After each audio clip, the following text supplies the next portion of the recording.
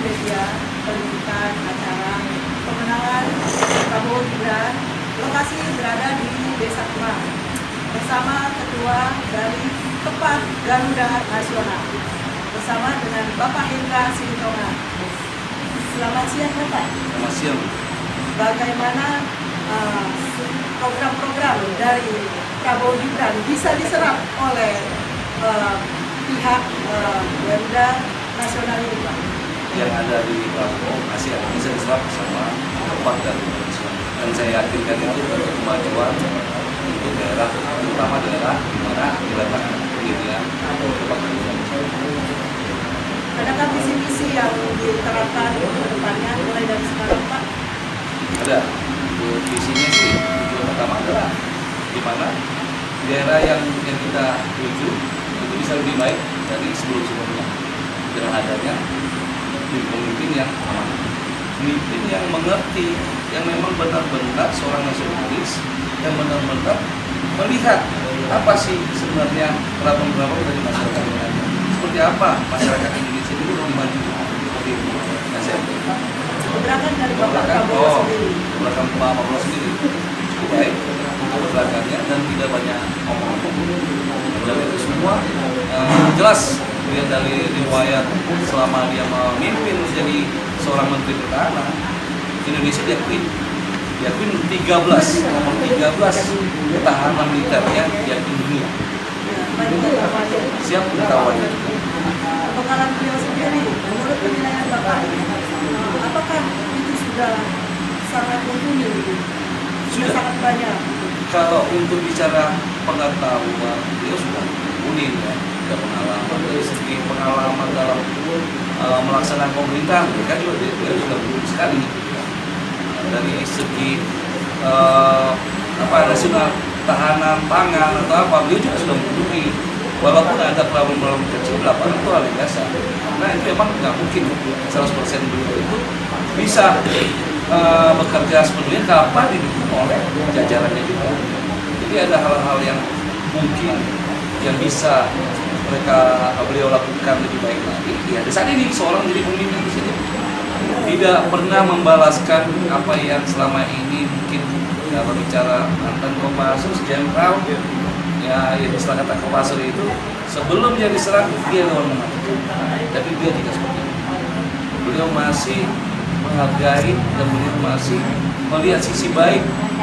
Dia lebih baik mengalah untuk menyatakan bahwa Indonesia ini perlu untuk jiwa yang saling menghargai.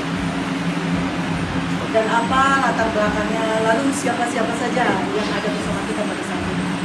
Oke, kalau Kepak ini ya Pak Andri dari posisi sekarang kalau di Kepak ini namanya wakil ketua semua. Ya, karena nanti kita akan susun lagi kembali untuk bisa lebih baik lagi. Ada dari mata Pak Uji, ada Culu. Bisa Bapak cerita dari latar belakangnya, bagaimana ini semua terbentuk hingga hari ini dideklarasikan? Awalnya kalau terbentuk untuk deklarasi ini karena kita melihat ini seperti ada mayem, seperti tidak ada penjelasan apapun gitu. Apakah persepsi saya ini hanya mungkin mereka belum mendengar secara utuh seperti apa, tapi ternyata yang kita lihat langsung bahwa mereka mendukung benar gitu, bahwa mereka nunggu sebenarnya gerakan ini. Itulah latar belakang sejak perdebatan capres yang kedua. Kita melihat seorang pimpinan yang sudah berjasa tapi tidak dihargai.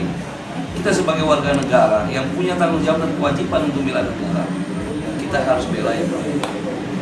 Itu yang kita gerakan kita pertama awalnya untuk mendukung Prabowo Gibran ini harus jadi sekali putaran. Pemilu seperti ini banyak dikucurkan cem-ceman sistem yang akan dipakai, apa yang akan diberikan kepada masyarakat supaya masyarakat itu memiliki independensi tanpa ada cem-ceman itu bisa memilih sesuai dengan hati nurani mereka.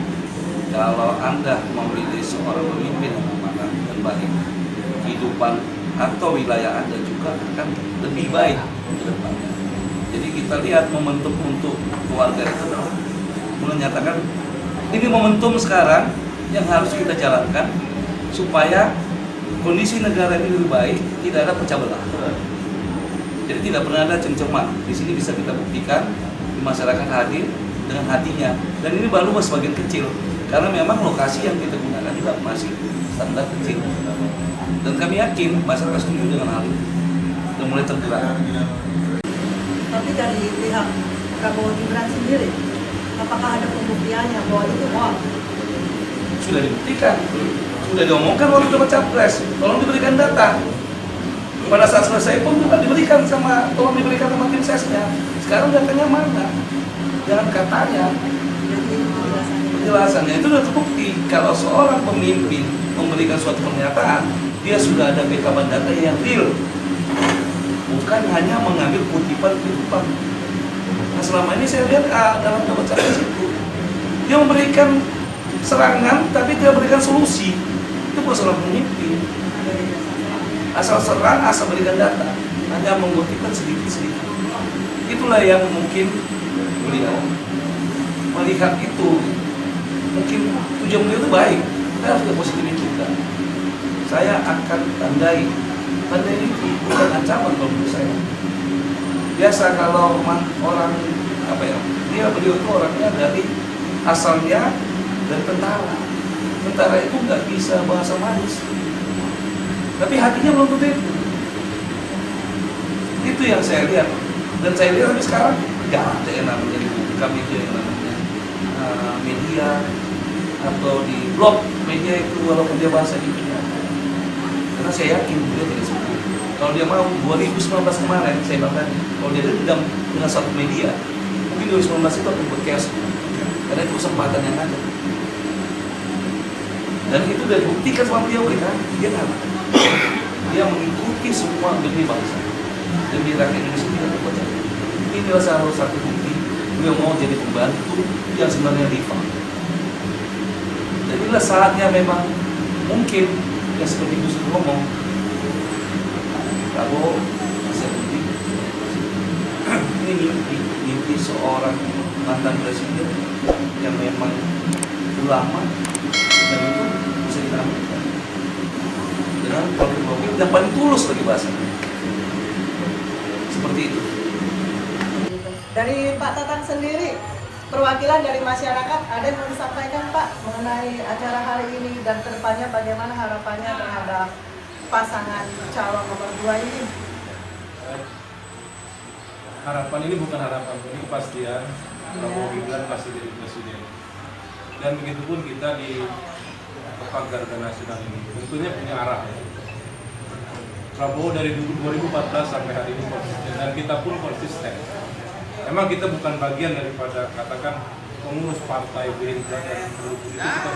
Kita ada masyarakat yang memang yang mati dan peduli.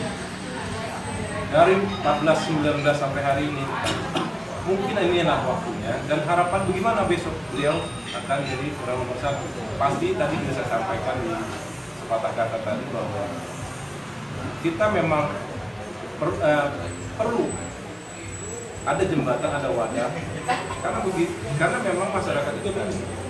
Masyarakat dia bingung. Presiden sudah Prabowo besok jadi presiden terus dia mau apa? Ya nggak paham juga. Nah disinilah harapan kita bahwa begitu Pak Prabowo jadi orang nomor 1 nanti, harapan kita itu bahwa kita ada buat lembaga ini hasilnya dari satu wadah dan satu jembatan bagi kepentingan masyarakat khususnya di Kemang ini atau umum di Kemang ini. Artinya kita harus ada apa sih keuntungan hasil dan dapat dari secara pasti karena presiden adalah orang yang membuat suatu kebijakan bagi seluruh rakyat. Prabowo Gibran! Prabowo Gibran!